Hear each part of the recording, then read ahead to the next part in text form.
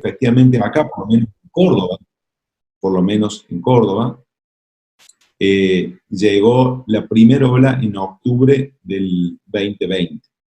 En otros lugares se desarrolló en picos de enfermedad antes y a destiempos, a tiempos distintos. El sanatorio en ese momento condicionamos 18 camas críticas destinadas a COVID y acondicionamos un área de la institución de 11 camas para atención de pacientes críticos por otras enfermedades.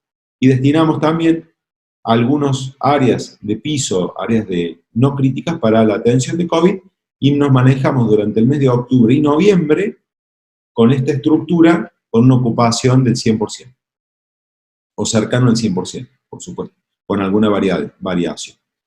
En la segunda ola que tuvimos recientemente, fue en el mes de mayo de este año, mayo, junio y julio, pasamos el verano, como ustedes ven, desde octubre hasta la segunda ola, con una caída de casos, y ya esta segunda ola tuvo un impacto mayor. Se preveía que hubiera un aumento de casos mayor que la primera ola, por lo tanto tuvimos que condicionar áreas como pediatría para aumentar la capacidad de camas críticas COVID de 18 a 29, y condicionamos también un área de quirófano que no llegamos a utilizar por suerte, pero ya estaba condicionada para recibir pacientes porque la segunda ola golpeó más fuerte. En el transcurso de entre uno y otro pico u ola, empezó el esquema de vacunación en Argentina, que todos conocemos, y es por ello que ahora se está viendo en suma de varias otras cosas, una caída de casos. Destinamos las mismas cantidades de camas críticas para no COVID, y se redujeron levemente algunas camas para no COVID, porque en realidad para COVID no crítico, dado que se preveía que la demanda principal sería de pacientes críticos, y así fue. Los principales aspectos en cada etapa del sanatorio, bueno, el año pasado el desafío principal fue el adiestramiento del recurso humano, mucho miedo, mucho temor, mucha inseguridad, mucha incertidumbre, restricciones al máximo, con mucha amenaza de circulación, poca circulación de personas, y todo esto, como siempre digo, en situaciones de cualquier situación estresante, el peor enemigo para tomar decisiones es el miedo, y estábamos todos muy atemorizados, miedo por lo que nos pueda pasar, miedo por la enfermedad, y miedo por potencialmente contagiar a nuestra familia. La implementación de los protocolos se llevó a cabo rápidamente, fue la plasticidad que hemos tenido en implementarlos, y fuimos una de las pocas instituciones que hemos tenido mínimos contagios intrahospitalarios interprofesionales. Durante la primera ola, uno de los problemas que tuvimos, la dificultad que tuvimos, fue el ausentismo del personal, del personal sanitario, por contactos estrechos y por enfermedad propia. Aún estábamos sin vacunar. La falta de acceso a recursos farmacológicos y algunos equipamientos que se dio a nivel nacional afectó en gran parte, o una medida, el tratamiento de los pacientes críticos, y la característica, digamos, de los pacientes internados en esta primera ola era principalmente pacientes más de 65 años con enfermedades comórbidas. Entre la primera ola y la segunda intervino la vacuna y cambió totalmente el perfil del desempeño de la ocupación de la cama crítica. Faltaron insumos en menor medida que en la primera ola, pero faltaban a nivel nacional, me refiero. Las características de los pacientes vimos que eran principalmente bajo el promedio de edad, de 15 a 20 años, manejando pacientes promedio de entre 40 a 55 años de edad promedio, principalmente obesos, como enfermedad mayormente asociada, y los promedios de día cama bajaron. O sea, teniendo potencialmente, todavía no tenemos los estadísticos últimos, una mortalidad mayor que en la primera ola. En definitiva, la pandemia por COVID nos llevó a tener que desarrollar una guardia central duplicada, con protocolos de recepción de ambulancia específicos, un internado con destinar áreas específicas para COVID, inclusive los quirófanos que el sanatorio tiene, reordenarse un quirófano específico para pacientes sospechosos y el resto de los otros 5 quirófanos para el resto de las patologías. Pediatría lo tuvimos que segmentar, inclusive tuvimos que ocupar las áreas de pediátricas críticas para adultos, y a nivel ambulatorio, de la misma manera, condicionándolo con el espaciamiento del turno, restricción de horarios de atención, control de la cantidad de ingresos y mucha cantidad de medidas más que el sanatorio tuvo que tomar para enfrentar esta pandemia, y lo seguimos haciendo. Sin demorar mucho más, y para entrar de lleno a la que nos lleva hoy, hemos elegido la temática de la obstetricia crítica por COVID en relación a esto, en relación a que esta segunda ola, al final de la segunda ola en Argentina, hemos detectado que dentro de los pacientes que ingresaban eran mujeres embarazadas y jóvenes, ¿sí? Con muy pocos antecedentes. Y por lo que hemos visto y lo que venimos estudiando de lo que está pasando a lo largo del mundo, y como todavía la pandemia está vigente, si bien en menor impacto dada la intervención de la vacuna, lo cual ha cambiado mucho la estadística, creemos que es un desafío muy grande, y para todos los terapistas, me incluyo, lo es el tratamiento y el abordaje de la embarazada crítica, de la obstetricia crítica, considerada ya una subespecialidad dentro del área de la medicina crítica, que respetamos muchísimo y tenemos mucho por aprender. Para ello, desarrollamos entonces, decidimos iniciar este ciclo de conferencias para abordar esta temática e instruirnos en algunas pautas de abordaje de la obstetricia crítica en relación a COVID, que es lo que nos atemoriza o lo que nos puede afectar en los próximos picos que evidentemente podríamos llegar a tener. Y para eso me enorgullece presentar un colega del extranjero que también representa al proyecto Sepsis, con quien trabajamos juntos en esta patología, y tratando de, junto con otros colegas que no hemos podido hacer parte de esta actividad, pero seguramente seguiremos convocando amigos latinos y Dios mediante que se habiliten las posibilidades de viaje que nos permitan volver a interactuar de manera personal. El doctor Montúfar, el que va a hablar hoy, es especialista en ginecología, obstetricia crítica, es jefe de la unidad de cuidados intensivos obstétricos, director del programa de subespecialidad de obstetricia crítica en Panamá, en la Caja de Seguros, es miembro del SCCM, Sociedad de Medicina Crítica, y miembro de SCCM, es miembro del comité de la Fundamental Critical Care Support.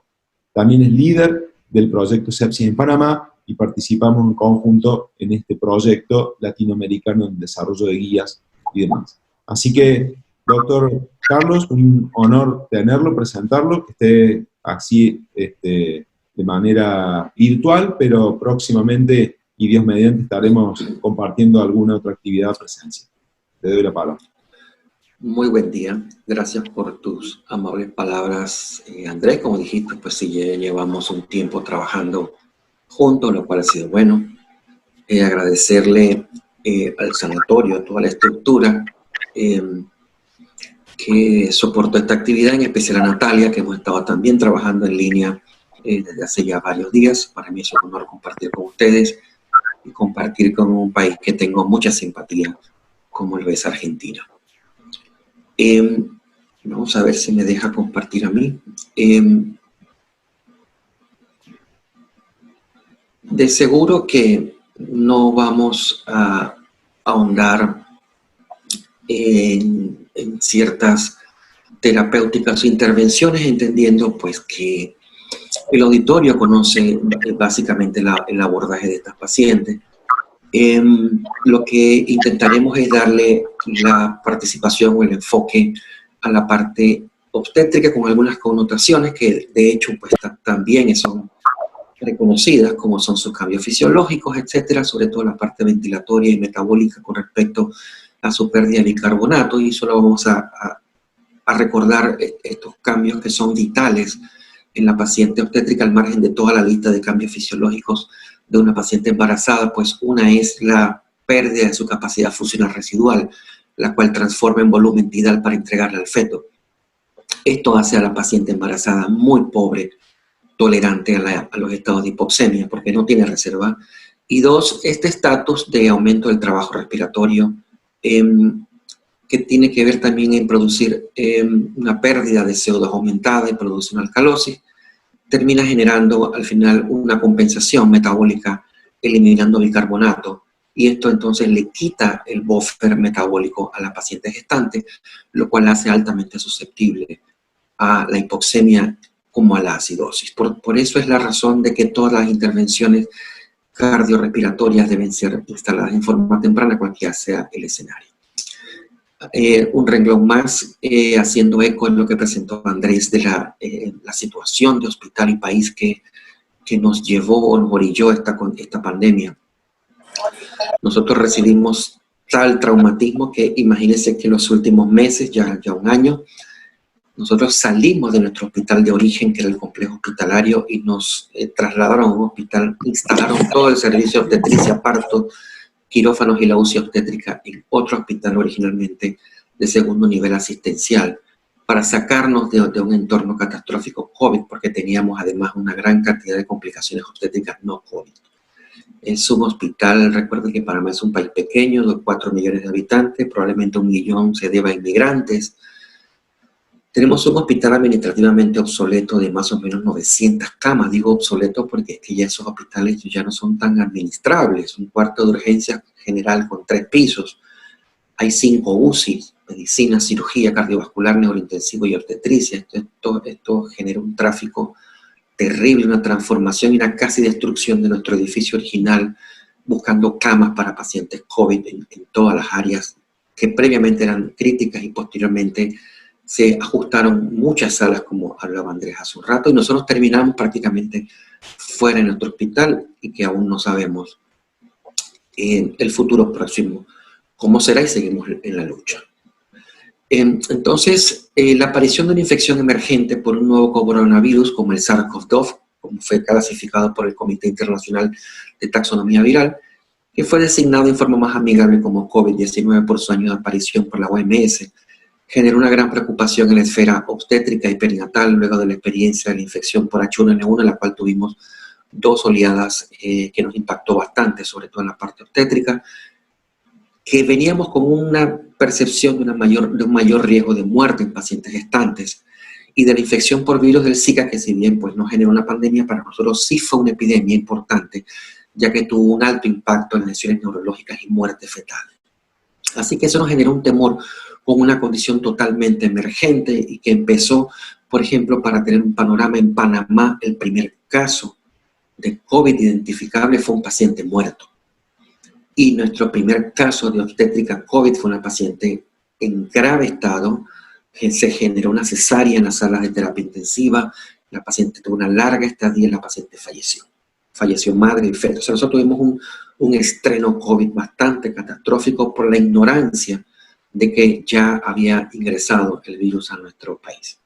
En diciembre del 2019 se hace el primer reporte de infección, que eran 6 casos de neumonía por COVID-19, en la ciudad de Wuhan, en la provincia de Hubei, en el país asiático China. Existían brotes previos de coronavirus como el SARS-MERS, y había existido brotes de H1N1 que, como dije anteriormente, nos había impactado a nosotros. Las pacientes obstétricas en estos casos presentaron un mayor riesgo de enfermedad severa o crítica y una mayor tasa de mortalidad, así que nos generó un franco temor con la aparición del COVID-19.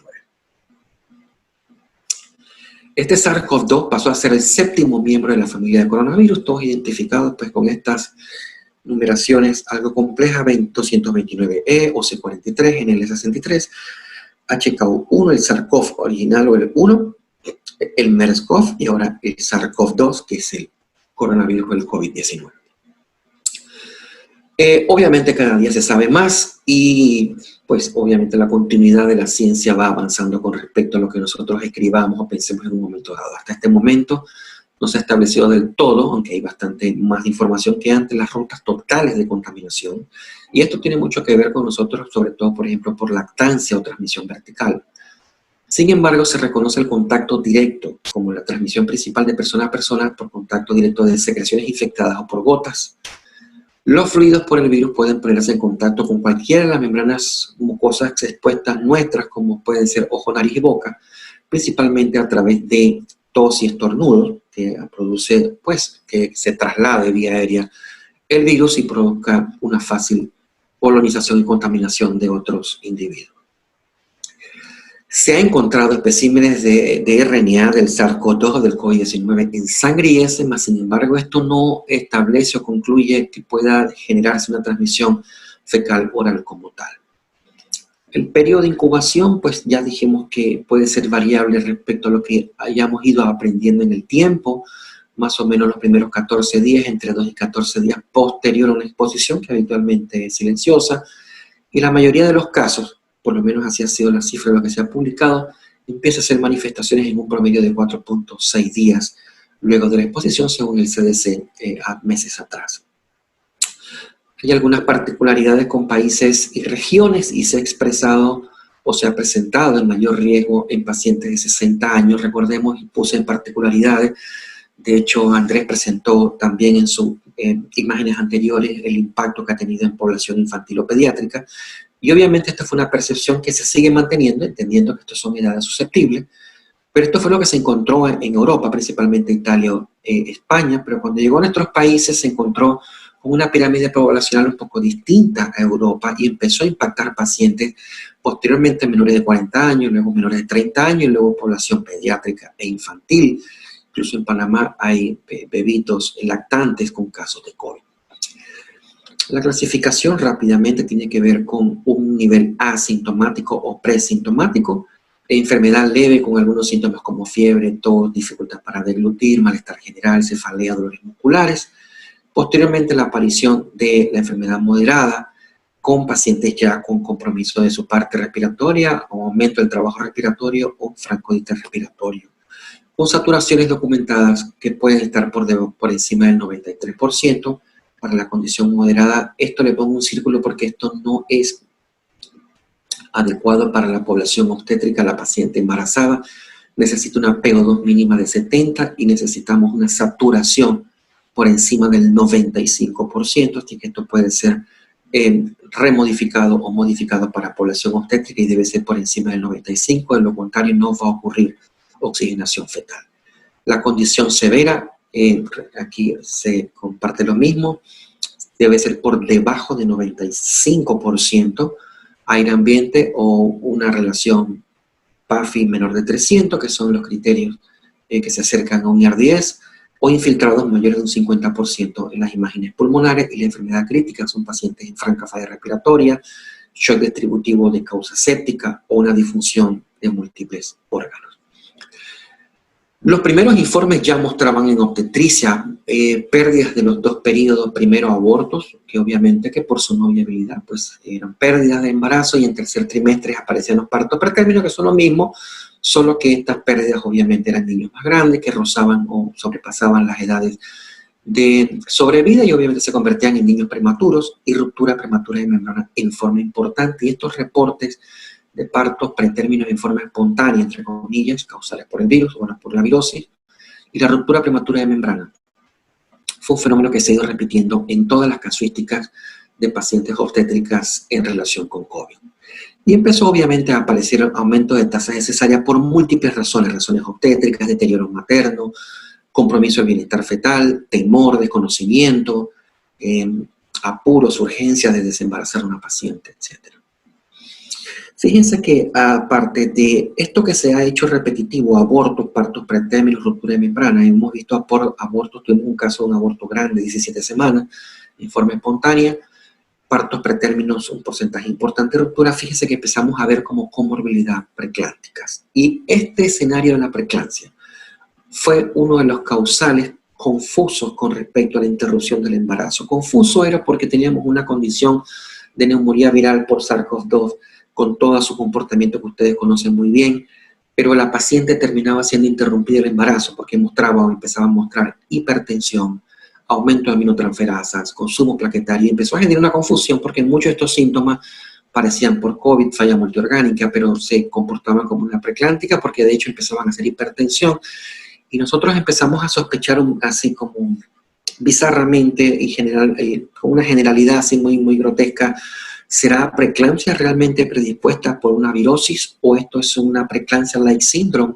Al igual que se presentaron los síndromes inflamatorios multisistémicos en niños con síndromes de Kawasaki o Kawasaki-like syndrome, Y efectivamente empezaron a aparecer estudios donde establecieron o utilizaron marcadores de preeclampsia, de angiogénesis, y documentaron que muchas pacientes con un comportamiento tipo preeclampsia pareciera ser un comportamiento inflamatorio del COVID-19, semejando o exponiendo un síndrome similar al cuadro preeclámpico, que hasta el momento desconocemos si realmente este es un causal real de interrupción del embarazo, pero hasta el momento en lo que hemos hecho, pues estamos enfrente de lo que parece una preeclampsia. Repito, uno de los datos más importantes que aparecen con hipertensión en pacientes que tenían un perfil hemodinámico de shock, o sea, de hipotensión, uso de vasopresores, se empezaban a hipertensar y a comportar francamente como un HELLP syndrome. No hay información o evidencia de que la embarazada tenga una mayor susceptibilidad a contagiarse por coronavirus, si nos pasó con el H1N1, al igual que la población obstétrica, el 80% de las pacientes inician manifestación con unos cuadros simples de tos y fiebre. Lancet 2020 estableció la persistencia de lo que se ha publicado en diferentes escenarios sobre cuáles son los síntomas más frecuentes, y aparecen pues lo que es la fiebre, la tos, la dificultad respiratoria, dolor de garganta, mialgias, malestar general y diarrea en un 11%. Como les decía, se ha descrito la presencia de una respuesta inflamatoria importante en los pacientes con COVID-19, la cual se ha asociado a cuadros críticos de resultados fatales. Sin embargo, se desconoce si la inmunomodulación, más que inmunosupresión, porque la embarazada no está inmunosuprimida, está inmunomodulada, entendiendo que el embarazo es un halo injerto y la preeclampsia es una enfermedad de halo injerto, que ocurre en el embarazo, y esto puede generar una respuesta diferente, inmune en las pacientes gestantes. Por lo menos estamos viendo que esta inmunomodulación y la condición de ser de ser obstétrica y que deriva una preeclampsia-like syndrome le da una particularidad de la respuesta inmunológica, porque no vemos preeclampsia-like syndrome en pacientes varones o masculinos con SARS-CoV-2. En un inicio se observó que las pacientes embarazadas que desarrollan neumonía por COVID-19 presentan la misma tasa de admisión a cuidados intensivos que la población general. Esto fue en un principio, vamos a ver un estudio más reciente de metaanálisis donde se observa que probablemente las pacientes embarazadas con COVID tengan una mayor tasa de ingresos a UCI por condición crítica o severa que pacientes en edad reproductiva similares pero que no están embarazadas. Dentro del cuadro COVID, las pacientes que desarrollan el componente neumónico viral presentan aumento de movilidad obstétrica directa como parto pretérmino, que ya lo mencionamos, ruptura prematura de membrana, preeclampsia, como lo dijimos, y cesárea por múltiples razones, que esto ha ido mejorando un poco esta angustia de generar interrupciones por una condición como COVID, porque había mucho desconocimiento, se hacían en áreas no convencionales. Las cesáreas que hemos hecho de pacientes críticas se han realizado en las áreas de UCI, no necesariamente en las áreas de quirófano, sobre todo en pacientes que se encuentran en estado crítico muy grave. Obviamente pacientes con condiciones leves moderadas han sido llevadas a salas de parto o a los quirófanos, da espacio para llevarla a un quirófano condicionado para pacientes COVID. Otra razón importante es el bienestar fetal comprometido, el cual se asocia a enfermedad materna severa. Madres comprometidas ventilatoriamente, seguro que fetos comprometidos desde el punto de vista ácido-base. Este es un estudio más grande, diciembre del 2020, donde hizo un metaanálisis, revisó una gran cantidad de estudios de múltiples países. Finalmente quedamos con 192 estudios con características para ser revisados por su evidencia con mejor robustez, y que incluso enroló 95 estudios que estuvieron relacionados con COVID en pacientes gestantes y pronósticos perinatales. Una vez más, encontraron como síntomas más frecuentes en estos pacientes tos y fiebre, y las características de laboratorio más frecuentemente repetidas es la elevación de la proteína C reactiva, casi un 50%, linfopenia y leucocitosis en estos pacientes. Como condiciones preexistentes importantes, la obesidad, que se ha repetido, diabetes mellitus e hipertensión arterial crónica ha sido un incambiable en estos pacientes independientemente de la edad y del género de nuestros pacientes. Los desenlaces perinatales en esta gran revisión volvió a encontrar parto pretérmino espontáneo, óbitos y muertes neonatales. Encontró un COVID severo o crítico en un 10% de las pacientes. Recuerden que estos son publicaciones, no necesariamente tiene que ser la realidad. Muchos datos o cifras no están publicadas. un ingreso a UCI de un 4%, lo que generó un riesgo por encima del doble cuando se comparó con pacientes de la misma edad no gestante, lo que sí pareciera indicar en este metaanálisis que las pacientes embarazadas con COVID tienen mayor probabilidad o riesgo de ingresar a unidades de terapia intensiva, y también mostraron una mayor necesidad de soporte ventilatorio con un riesgo arriba de casi 2.6 versus pacientes de la misma edad, pacientes no embarazadas. De esto tocaremos muy poco, como dije, ustedes pues han tenido amplia experiencia en el manejo del paciente COVID, solo con mutaciones. Ya dijimos que iniciar soporte de oxígeno suplementario con saturaciones por debajo de 95, sea por cánula nasal, puntas nasales o máscara facial simple con reservorio. Este es el manejo inicial de todos los pacientes. Podemos hacer la pronación vigil con una paciente consciente, cooperadora. Se hace pronación y mejora la oxigenación por desplazamiento hacia adelante y pues mejora un reclutamiento alveolar posterior. Sobre todo, este reclutamiento puede mejorar mucho en pacientes embarazadas, recordando la ocupación que genera el útero gestante y además la presión intraabdominal que genera un útero ocupado. Y esta pronación voluntaria se ve con mejores resultados en embarazos tempranos menor del 20%, pues obviamente porque le eliminamos la mecánica de la presión de este útero ocupado y de la presión intraabdominal que puede generarse.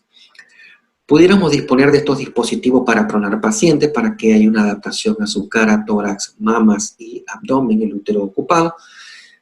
En ausencia de estos dispositivos, porque obviamente pues es una condición reciente, pero que pueden ser ocupados para otros escenarios de pronación, como pacientes por ARDS que pudieran ser de sepsis de otro origen, pero lo que también se puede utilizar es la utilización de almohadas o cuñas en la frente del paciente, hombros y cadera pudiera adaptarse para que la paciente sea pronada, repito, ya sea en forma vigil o en forma despierta, una paciente que coopere y se le explique que va a ser pronada para mejorar su parte ventilatoria, o en pacientes en estado grave o crítico que decidan la pronación como una maniobra ventilatoria. Cuando no mejore el suplemento convencional de oxígeno por puntas nasales o mascarilla facial, recurriremos a la cánula de alto flujo, que ha sido un gran ayudante en toda esta pandemia, en pacientes sin indicación franca para intubación o para evitar la invasividad de estos pacientes desde el punto de vista de la vía aérea, en pacientes con hemodinámica sostenida o estable, pacientes con capacidad de proteger su vía aérea, que estén alertas con reflejo de tos y manejo de secreciones. Puede utilizar, si ustedes pues conocen mejor que yo, pues utilizar o iniciar a 60 litros por minuto, FIO2 de 100%, disminuyendo esa FIO2 dependiendo de las necesidades del paciente, y si mejora, pues ir disminuyendo los requerimientos. Esta es la cánula, pues obviamente hay diferentes dispositivos, no tengo ningún compromiso con ninguno de estos aditamentos, insumos ni medicamentos. Si hay buena respuesta, lo que se espera es una mejoría de su trabajo ventilatorio, de su disnea, una disminución de la taquipnea y una mejoría de la saturación parcial de oxígeno. Si no mejora antes de la hora, pasar a ventilación mecánica. Aquí venimos con un asterisco.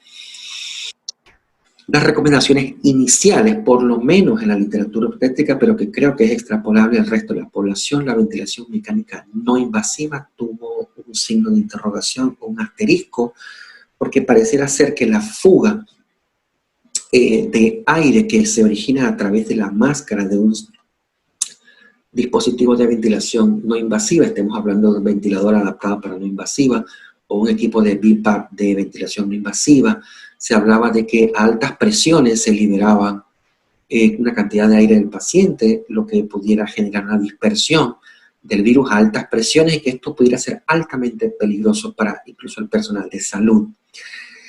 Esto quizás quedó en olvido o engavetado producto de que el número de pacientes sobrepasó las capacidades hospitalarias y finalmente lo que nos quedó fue la utilización de la ventilación no invasiva en muchísimos de estos pacientes para mejorar la ventilación por encima de una cánula de alto flujo y tratar de no intubar un paciente con todas sus connotaciones mórbidas y nosocomiales que conlleva esto, pero que esto pues terminó siendo una necesidad por saturación y por sobrepasar nuestras capacidades.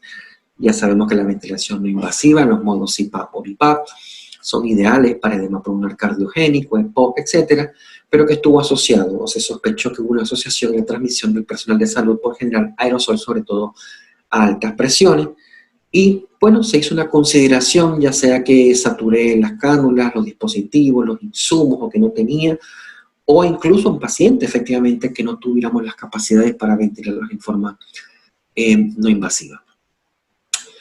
Esto fue una experiencia que no tiene que ver con COVID, tiene que ver con distrés respiratorio. Fue una experiencia nuestra de ventilación no invasiva, donde pues solo quería mostrarles que nuestro fallo de pacientes bien elegidas, o sea, pacientes con un PAFI por encima de 100. O sea, nosotros no elegimos pacientes en distrés severo o en ardidez severo para ventilación no invasiva, como se recomienda normalmente, pero eligiendo un paciente con ardidez leve moderado, y pacientes bien elegidos, tuvimos un fallo o que se tuvieron que convertir a ventilación invasiva de un 10%, y sí es cierto que ni en esta revisión de casuística nuestra, ni en nuestra experiencia posterior a esto, en nuestra cotidianidad, hemos tenido ningún caso de broncoaspiración de pacientes en las cuales se ha utilizado soporte ventilatorio no invasivo.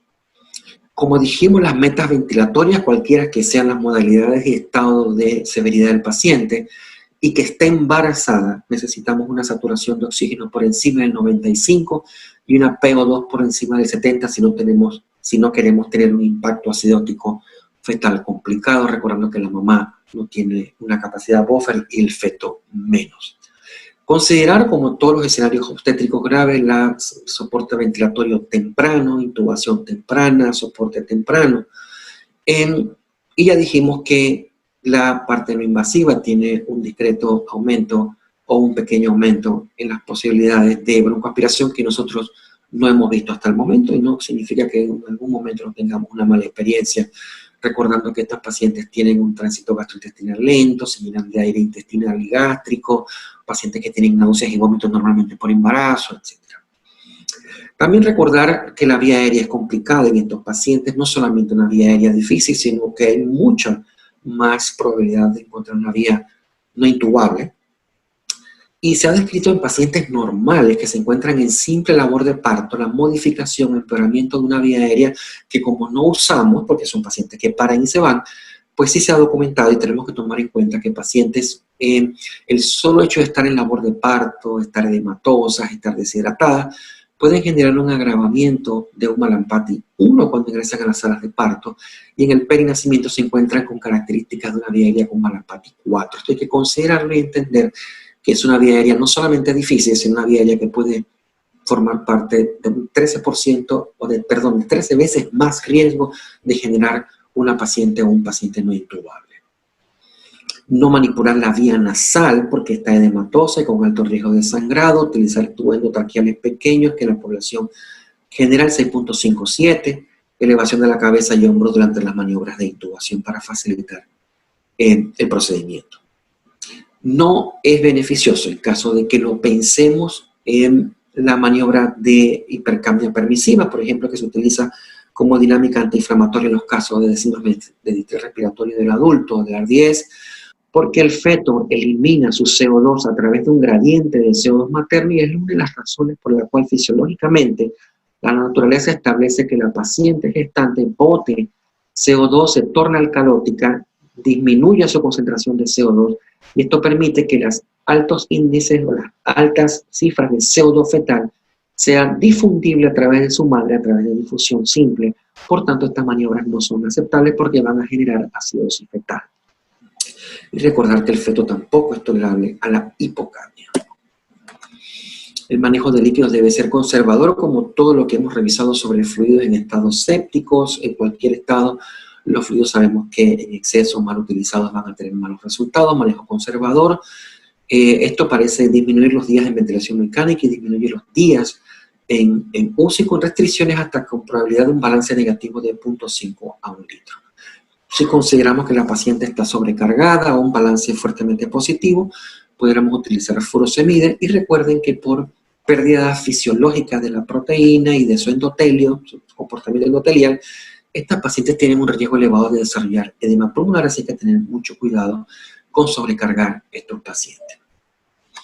Así que este es un gráfico que se vio publicado, que nada más muestra pues el suplemento de oxígeno inicial con mascarilla y puntas nasales por encima del 95, perdón, por debajo del 95%, iniciar oxígeno, considerar la posición prona con una paciente despierta y consciente, restricción hasta un balance negativo de fluidos, evaluación del compromiso o el bienestar fetal por encima de la viabilidad. Esto depende de cada centro hospitalario y cada país. Puede ser 26 semanas, en otros países 27 la viabilidad.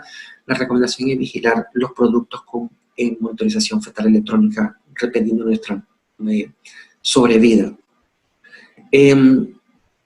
Pasar a la cánula de alto flujo y si fracasa, pues pasar a la ventilación mecánica invasiva o no invasiva.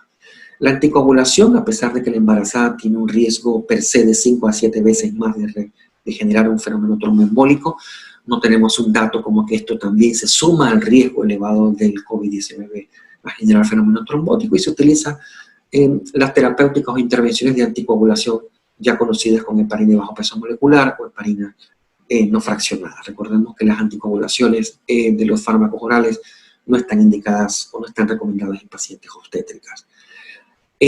La profilaxis, si estamos cerca de un nacimiento, es más fácil manejar una heparina no fraccionada y utilizar heparina 5.000 unidades subcutáneas cada 12 horas en caso de que estemos vislumbrando la suspensión de la heparina para la atención de un parto cesárea, de no tener posibilidad de parto expedito o no tener un visual o planificación de un parto expedito, se puede utilizar entonces una heparina de bajo peso molecular con acción anti-10 específica.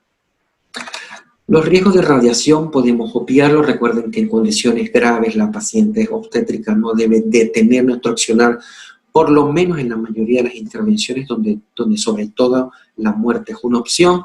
Tenemos una radiografía simple de tórax, las cuales son repetitivas en pacientes COVID. La verdad que la radiación es ínfima y puede ser hasta ridícula. La tomografía computada son los estudios que mayor radiación tiene, sobre todo las abdominopélvicas.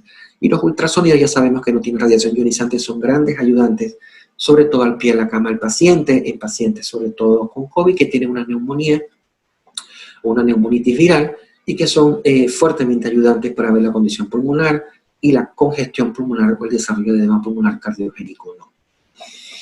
Así que resumimos pues que en la parte radiológica no debemos detenernos en hacer estudios.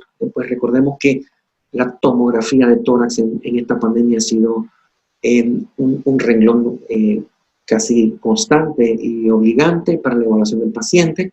Debemos tener claro que, por lo menos utilizando las medidas de Gray, necesitamos un Gray o más para generar una toxicidad por radiación. Y como dice el Colegio Americano de Obstetricia y Ginecología, la verdad que muy pocos estudios, al menos que haya una radiación sumatoria y acumulada, pudiera lograr efectos de radiación importantes que afectan al feto, que pueden estar asociados incluso en vida postnatal a fenómenos oncológicos como leucemia y sea de tiroides.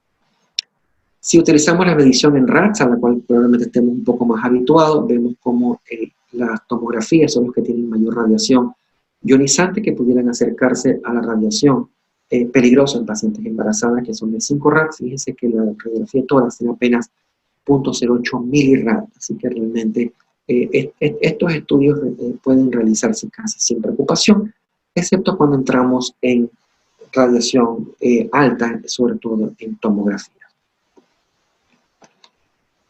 Lo de la antibiótico-terapia empírica siempre es un planteamiento en cualquier condición, pues ya quedamos claro que no debe haber uso irresponsable de antibióticos, y hasta que no documentemos realmente la posibilidad de un proceso de foco infeccioso, no deben ser utilizados. Tampoco es obligación iniciar maduración pulmonar del feto, porque no es obligación que el feto nazca por condición del COVID, al menos que, como vamos a ver ahora, haya refractariedad en el manejo. Incluso los embarazos de término pueden ser diferidos a etapas menos agudas del cuadro para evitar alta carga viral y la transmisibilidad incluso en el personal de salud. Y la manipulación del niño, porque si bien es cierto no ha quedado muy clara la transmisión vertical, sí hay muchos casos reportados de madres que manipularon el lactante y que generaron una transmisión madre recién nacido. No es obligación, incluso la intubación de un paciente gestante no es sinónimo o implica la interrupción del embarazo, ni intubación es sinónimo de cesárea. El nacimiento o la terminación del embarazo es una decisión basada en edad gestacional, condición materna, estabilidad fetal y los deseos de la madre. Y básicamente el escenario habitual nuestro es que la condición de la madre empeora y ante un rescate fetal y a lo mejor con algo de mejoría de la madre, entendiendo que la hemoglobina fetal tiene mayor afinidad por el oxígeno que la hemoglobina del adulto, o sea, de su madre, a lo mejor eliminamos lo que pudiéramos llamar cariñosamente un parásito de la mamá, un parásito de oxígeno, porque tiene una mayor competencia, pero el oxígeno pudiera mejorar. Pero pudiera hacerse por condición de inestabilidad del bienestar fetal y un rescate del recién nacido o del feto. No monitorizar embarazos no viables. La monitorización electrónica solo se hace una vez al día. Esto no es una panacea para salvaguardar que el feto sobreviva, pero esto tiene que ver con que las pacientes despiertas con COVID se les desacomoda el transductor y esto origina múltiples ingresos a los cubículos o unidades de los pacientes que se encuentran con COVID para reinstalar el monitor fetal. Esto origina un gran riesgo de transmisión al personal de salud. Así que lo que se hace es que se ingresa al cubículo del paciente, se hace una monitoría fetal y eso es el que queda registrado para el día. La frecuencia cardíaca puede escucharse a través de un sistema Doppler simple. Las pacientes que sí se encuentran en ventilación sedadas con poca o ninguna movilidad, sí son pacientes que podemos tener con un monitor fetal en forma continua o que tengamos un paciente en gravedad extrema que además está intubado, inmóvil y que estemos visualizando el feto, ya sea por la evaluación del feto o como la utilización del feto como signo vital materno. Los cambios en el patrón de monitoreo fetal pueden ser un indicador de deterioro respiratorio, como las desaceleraciones postcontracciones o la bradicardia franca. Repito, esto debe ser evaluado como una condición de compromiso importante del bienestar del feto y puede originar que interrumpa el embarazo, la vía más expedita es la vía cesárea, pero a su vez se comporta como un signo vital materno. Un feto de una madre grave, cualquier condición que desacelere o haga una bradicardia, su madre está inestable o hemodinámica o metabólicamente no compensada. Ya dijimos que los productos con viabilidad, que habitualmente es por encima de 27 semanas, 28 semanas, monitorización continua si están en soporte ventilatorio, porque la movilidad de la paciente o la no movilidad de la paciente va a disminuir los riesgos de contaminación. De lo contrario, se hace una sola vez al día. Ya dijimos esto tiene que ver con cuál es la viabilidad nuestra y esto es lo que va a definir cuál es la conducta nuestra frente al embarazo. Ya sabemos que un embarazo menor de 23 semanas no va a originar casi ni un impacto mecánico, y me refiero a la compresión del sistema ortocava, y estos son embarazos que pueden diferirse aún con muerte fetal intraútero, puede diferirse la interrupción o la extracción del producto en mejores escenarios de estabilidad materna en caso de que pueda ser lograda. Y pues ya dijimos que dependiendo de la condición de la mamá, la condición del feto, la edad gestacional, es donde se va a determinar la vía de interrupción y el momento de interrupción de estos pacientes. Las salas de partos o quirófanos idealmente debieran contemplar una presión negativa para disminuir la contaminación del personal, esto de que sea posible desde el punto de vista económico en cada centro hospitalario.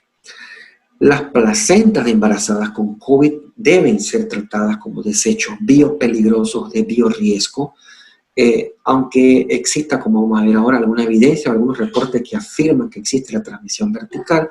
Los reportes anteriores establecían que no. Este es un estudio, de hecho, realizado en Panamá por Sánchez Vigil, donde se hicieron evaluaciones en pacientes con coronavirus y se detectaron en placentas, el material de coronavirus se detectó en placenta, haciendo pues una posibilidad, una alta sospecha de una transmisión vertical.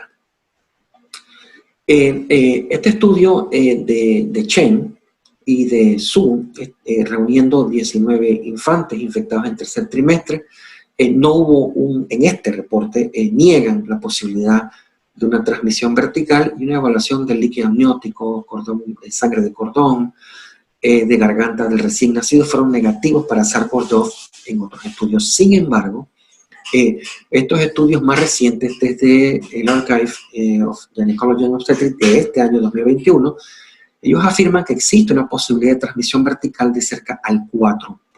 Así que esto, bueno, estaría por verse con estudios más adelante. Los pacientes con cuadros leves moderados pueden inducirse en la labor de parto. Pacientes con leve y moderado los cuadros en labor de parto van a sala de partos.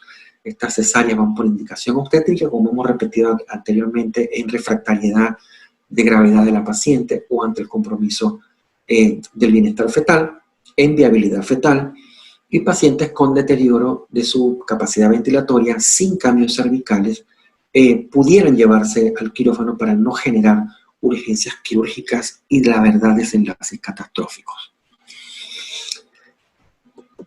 Este estudio español es interesante porque independientemente de que la cesárea estuviera indicada o no indicada, y digo porque puede no estar indicada porque esta visual fue cambiando con respecto al comportamiento en la pandemia, lo que sí quería mostrar en este estudio interesante es que la población de pacientes embarazadas con COVID que fue a cesárea tuvo peor desenlace posterior al evento quirúrgico que las pacientes que fueron o que sufrieron un nacimiento por parto. Fíjense que no hay complicaciones e incluso hubo un aumento de pacientes que ingresaron postnatalmente a terapias intensivas, hubo una mayor estancia de hospitalaria, hubo una mayor necesidad de soporte ventilatorio, pues lo que queda claro que tampoco es un misterio que la cesárea es un factor de riesgo para múltiples condiciones como sepsis de sitio operatorio, pues en pacientes con COVID también generó mal pronóstico, repito, al margen de que haya existido una necesidad aparente urgente de interrupción del embarazo como el sufrimiento fetal.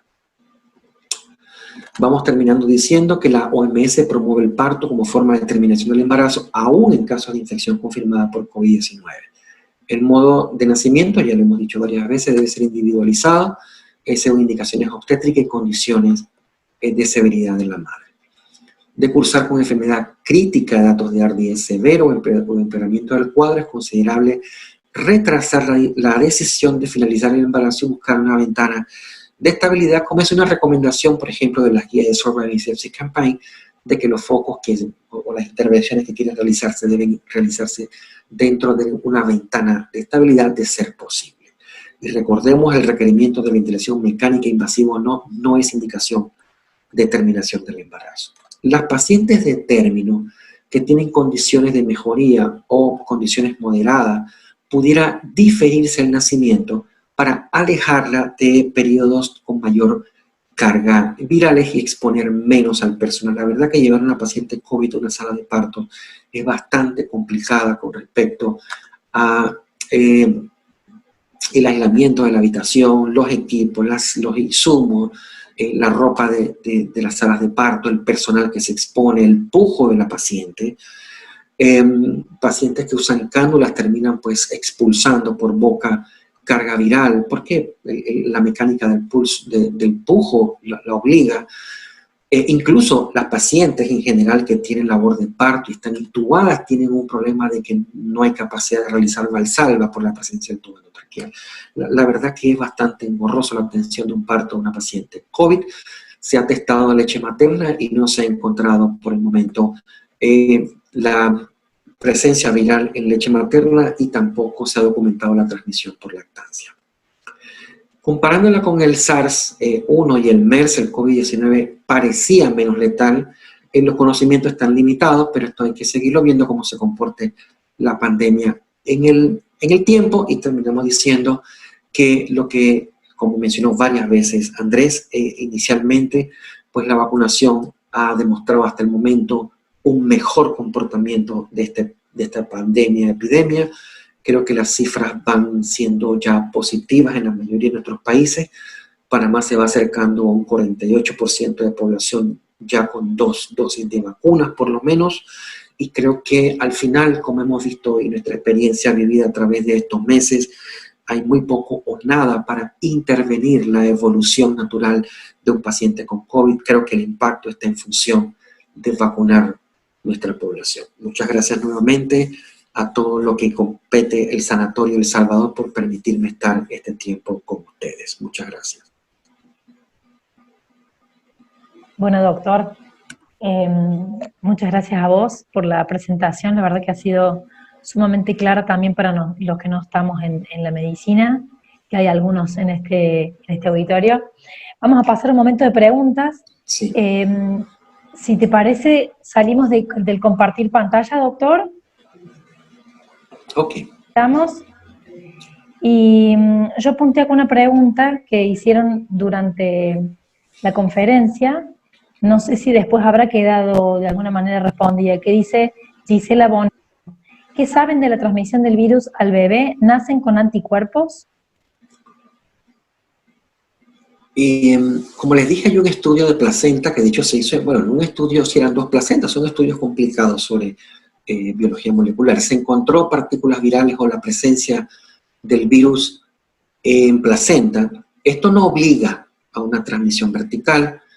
Se han encontrado anticuerpos en recién nacidos, se desconoce el comportamiento de la presencia de anticuerpos, deberían ser funcionales. Ahora recuerden que el número de recién nacidos COVID positivo es casi de reporte de casos o anecdóticos. Es muy difícil recopilar información sobre esto. Sí hay documentación de presencia de anticuerpos en recién nacidos de madres con COVID, más se desconoce el comportamiento del mismo porque a final de cuentas, si la madre está identificada como COVID, el recién nacido es aislado o la madre toma medidas de aislamiento tipo mascarilla, careta, guantes, lavado, etc. Entonces, la verdad, no hay un estudio que denote el comportamiento de estos anticuerpos en presencia de un recién nacido. Pero es una población poco afectada, entonces es muy difícil.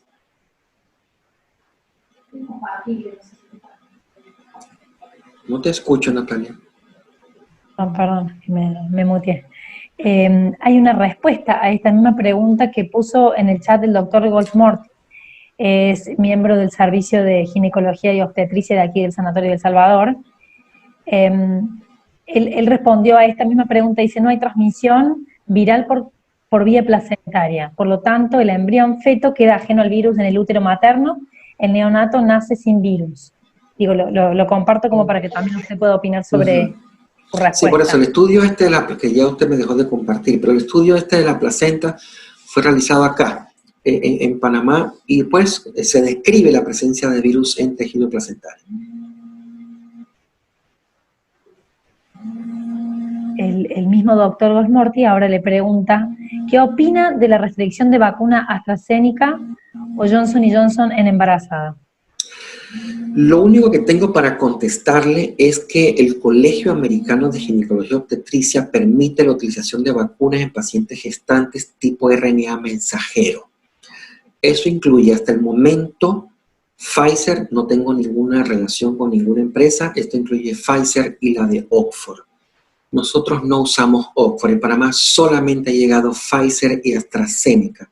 De hecho, hace poco vi una estadística que me sorprendió y parece ser que la AstraZeneca ha sido la vacuna más utilizada en el mundo, probablemente por su difusión en Europa. Pero en los Estados Unidos solo está permitida la RNA mensajero y en Panamá solo se permite la utilización de la vacuna Pfizer porque nosotros solo contamos con 2 tipos de vacuna que ha sido Pfizer y AstraZeneca. Así que nos quedamos con las de RNA mensajero, la que tengo en mi entorno es Pfizer y es la recomendación del American College. No he visto otro pronunciamiento diferente.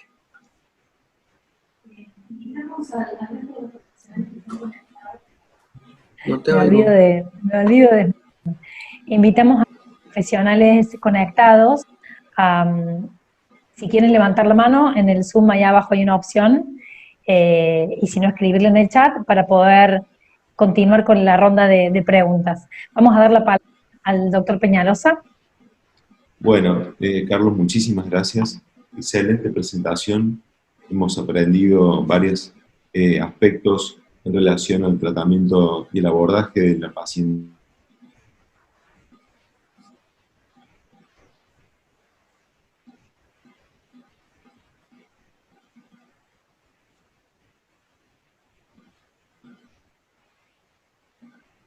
Dentro de la terapia.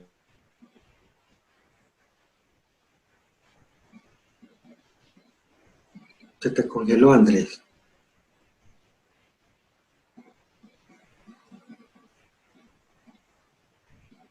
Y el tiempo, la claridad de la presentación, y ojalá verdaderamente que se proceda a avanzar en los estados con la vacunación y tener que evitar abordar un nuevo pico con una estadística que puede involucrar obstétricas críticas. Y en ese caso, bueno, por supuesto que seguramente voy a estar molestándote con algunas consultas, seguro, No, porque evidentemente... nunca hay molestia, Andrés, jamás. De hecho, agradecido mucho contigo y reitero, ha sido un placer empezar a trabajar las últimas semanas contigo. Bueno, como dicen ustedes, con vos. Con vos. Yo por ahí le digo vos, por ahí le digo usted, por ahí le digo tú, ya no sé cómo tratarlo al doctor. Hay una pregunta acá en el chat, tú, vamos con tú. Josefina Edelstein, que es periodista, nos dice, quisiera saber qué es prioridad salvar en embarazos graves por COVID. ¿Qué es prioridad salvar? Con prioridad se refiere a que mamá feto. Claro. No la mamá, porque la mamá es la incubadora. Sí, o sea, si yo no rescato a la madre, madre muerta, feto muerto. ¿Me escuchas? Sí. Ok, Sí. perdón. O sea, la madre es la incubadora, no es una decisión novelesca. Ahora, hay decisiones fetales, por ejemplo, en arresto cardíaco, que puede ocurrir en un escenario no COVID como en un escenario COVID. Y recuerden que en las maniobras de reanimación cardiopulmonar, antes del minuto 5-4, debo incidir en una cesárea perimortem. En ese perimortem tengo una madre en arresto cardíaco, es una madre muerta, y lo que procede es directamente rescate fetal. Igual pasa en el escenario COVID o cualquier otro escenario crítico, el primer rescate es del feto, porque el impacto del retiro del feto en una madre crítica es poco. Y esto es importante porque es muy frecuente solicitar la interrupción del embarazo en una madre grave. Y la verdad lo que vamos a conseguir es poco, excepto el desgaste metabólico que genera un feto y dos, la mayor afinidad que tiene el feto por su tipo de hemoglobina al oxígeno que la hemoglobina materna. Pero el enfoque es el retiro para rescate fetal, con un beneficio leve o poco en condiciones críticas y un gran impacto en pacientes en arresto cardíaco de cualquier origen. Pero eso estamos hablando de una paciente, repito, perimortem. Los rescates de pacientes graves van hacia la mamá. O sea, por ejemplo, la discusión es qué pasa con un vasopresor y el feto. Yo no sé qué pasa con un vasopresor y el feto. La literatura describe partos pretérminos, contracciones uterinas, lo que usted quiera, pero yo necesito ponerle un vasopresor porque una madre bien perfundida es un feto bien perfundido. Así que uso norepinefrina porque tengo que rescatar a la madre que al final repercute o reperfunde el feto, así que el rescate siempre es materno. Bien, bueno, creo que está respondida la pregunta para Josefina. Antes de seguir leyendo preguntas, le vamos a dar la palabra al doctor Gosmorti, que está levantando la mano hace un rato. Bueno, no, lo que le quería comentar al doctor era que nosotros tenemos, el mundo está comprobado el uso de la vacuna Pfizer y la Moderna para embarazas. Es la que más se está usando, la que desde los estudios de College, la que más ha quedado en uso.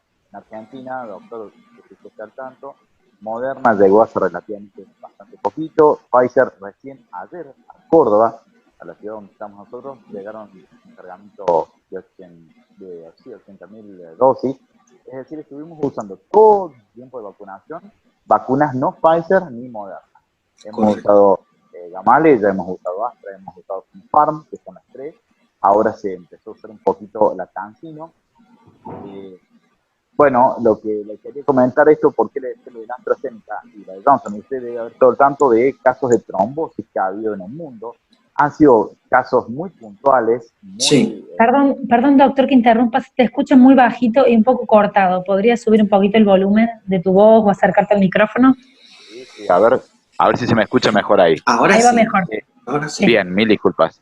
No, lo que le estaba diciendo es que Astra y Johnson, ha habido casos puntuales en el mundo de trombosis, como el embarazo en estado trombogénico, en el mundo se las dejó un poco de lado. Acá nosotros tuvimos un tema en Argentina que era que mandábamos a la embarazada a vacunar y por estos casos puntuales muchas embarazadas querían evitar la vacuna si les tocaba la Astra o directamente no se vacunaban. Por eso le preguntaba cómo había sido el tema, sobre todo en Panamá. Ustedes allá tuvieron Pfizer y Moderna, no tuvieron ningún inconveniente con el tema de vacunación. Y lo otro que le quería decir es, a ver, ¿qué recepción tuvieron las embarazadas? En el Reino Unido, 1 de cada 3 embarazadas rechazaron vacunarse. Estoy hablando de un país como el Reino Unido que tiene Sí. nivel de conocimiento y nivel de llegada de vacunas mucho mejor que nosotros. No sé cómo vio la receptividad en Panamá de la embarazada a la vacuna. Sí, muy, muy importante lo que acaba de mencionar, porque primero hablas de una necesidad. Vacuna Pfizer, bueno, no tengo Pfizer, ¿y qué hago? Entonces hay que hacer algo. Uno no se puede paralizar por analizar. Nosotros tuvimos lo fortuito, la suerte, no lo sé, porque nuestro gobierno, ya todos sabemos cómo funciona. Nosotros siempre hemos tenido básicamente Pfizer. De hecho, aquí AstraZeneca se manejó mal desde el punto de vista de promoción y quedó como si fuera una vacuna de segunda categoría. ¿Qué pasó en Panamá? Vengan y hagan cita Pfizer, era toda una estructura Pfizer, repito, no trabajo con ninguna farmacéutica. Toda una estructura online, digitalizada, efectiva, muy buena la vacunación. La cita, los colegios, los centros de salud vacunaban, todo. Cuando llega AstraZeneca venía con este parche de los trombos, entonces decían, bueno, los demás que no tienen cita pueden ir al estadio de fútbol y allá le van a poner AstraZeneca. Como si fuera, y después, como dije hace unos minutos, me encuentro que la AstraZeneca es la más usada en el mundo. Lo otro es que el riesgo, estoy casi seguro, porque esa es una recomendación a priori, porque no sabemos mucho. Entonces, obvio que un sistema de RNA mensajero no va a contaminar a nadie. Pero las otras vacunas, aunque tengan virus atenuados o como sea, probablemente tampoco produzcan nada. Fíjense que, mire, el mundo generó abortos terapéuticos porque una mujer se vacunó con rubiola estando embarazada. Y resulta que no ha existido un solo reporte de rubiola congénita por vacuna de la rubiola en el planeta. O sea que nosotros actuamos en forma equívoca con una vacuna. Y probablemente pase lo mismo que estás diciendo, y la experiencia de ustedes que se vacunaran no va a pasar nada. Así que yo estoy totalmente de acuerdo. Aquí hubo una gran aceptación de la vacuna por la gestante. Mira, se fueron todos a vacunar. Eso sí, les ofertaron Pfizer, les ofrecieron un día especial a la semana para embarazadas. Creo que hubo la sensación de la embarazada de protegerse y proteger su descendencia.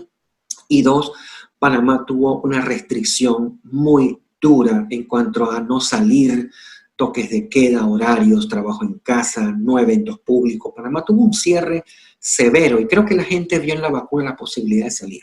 Así que yo creo que esos dos fenómenos, por lo menos en la población obstétrica, originó una gran aceptación por vacunarse. Muchas gracias, doctor. Muchas gracias. Doctor, aquí nos hace un aporte la doctora Lorena Ravera. Ella es jefa del servicio de infectología actualmente en el Sanatorio de El Salvador, ha sido directora médica también del sanatorio. Dice, en Argentina, particularmente desde el Ministerio de Salud de la provincia, se refuerza la indicación a vacunar a embarazadas por alta prevalencia en la segunda ola de neumonía viral severa con fallo multiorgánico, seguido de muerte en las mujeres embarazadas no vacunadas y no necesariamente con factores de riesgo.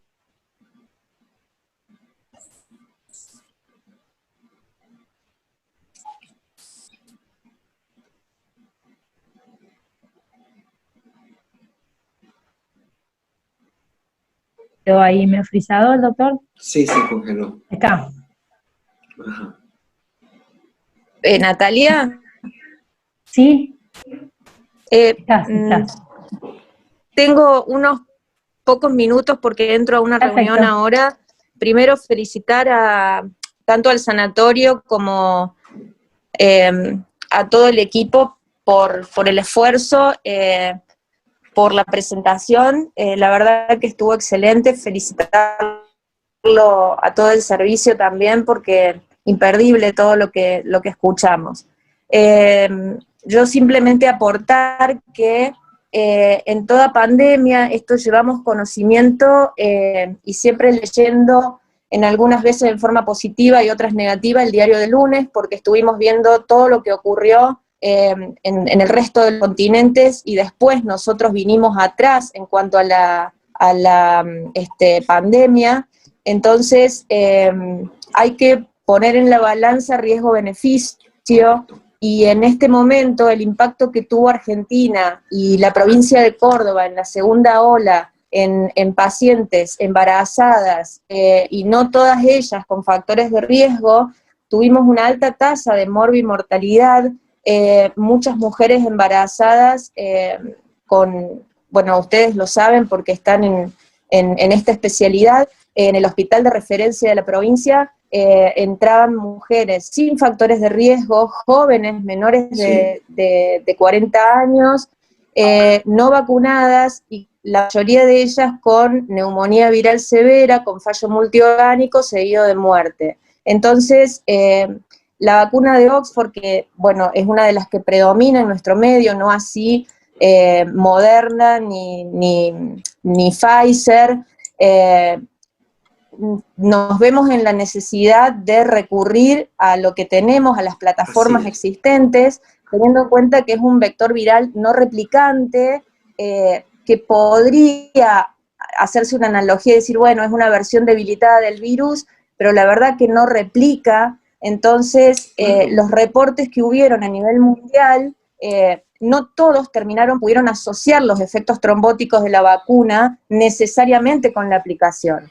Y como bien dice el doctor Gormorty, el estado de procoagulación que tienen las embarazadas es una cosa cierta, demostrada, pero yo creo que tenemos que poner en la balanza riesgo-beneficio, no olvidarnos que es un estado de inmunocompromiso, el embarazo, el puerperio, y que la verdad, si podemos prevenir, me parece que nos falta todavía mucho por aprender. Lo que usted mencionó sobre rubiola, estoy 100% de acuerdo. Entonces, con la vacuna para HPV en las niñas también fue sumamente cuestionada desde muchas sociedades, desde muchos ámbitos, y ahora está demostrado que realmente no produjo todo lo que se decía que iba a producir. De todas formas, no es lo mismo un ensayo clínico controlado, donde uno ve en una población reducida el efecto de estas vacunas, que pasamos de un plazo de años a meses para que puedan ser desarrolladas y aprobadas por los entes regulatorios.